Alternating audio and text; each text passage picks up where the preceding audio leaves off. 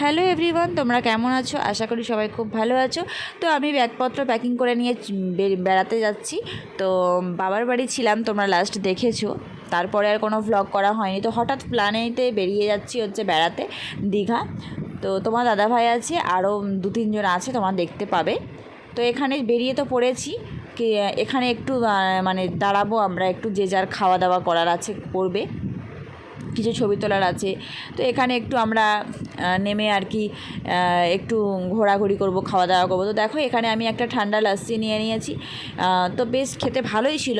তারপর দেখো আমরা একদম দীঘা কিন্তু পৌঁছে গেছি। গেট দেখতেই পাচ্ছ, গেটে আমরা একদম এন্ট্রি নিচ্ছি।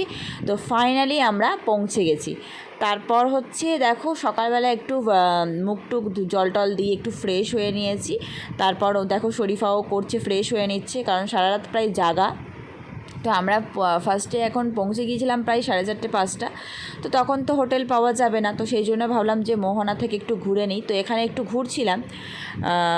দেখো এই জিনিসটা বেশ ভালো লাগলো, তাই তোমাদের সঙ্গে শেয়ার করলাম। দেখতে পাচ্ছ একদম সমুদ্র, আমি চলে এসেছি। বেশ ভালো লাগছে, তোমাদেরকে একবার জুম করে দেখাচ্ছি। তোমার দাদাভাই অনেকটা এগিয়ে গেছে। এই যে দেখো সুন্দরভাবে ঢেউ হচ্ছে। তো ফাইনালি আমরা হোটেল খুঁজে পেয়েছি। তো এই হোটেলেই হচ্ছে থাকবো।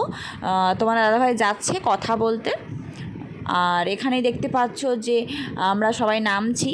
নেমে হচ্ছে দেখো ব্যাগপত্রগুলো হচ্ছে নামানো হচ্ছে সবাই মিলে। আমরা এরা এসছে, এদেরকে তোমরা চেনোই হয়তো, সবাই দেখেছো আমার ব্লগে।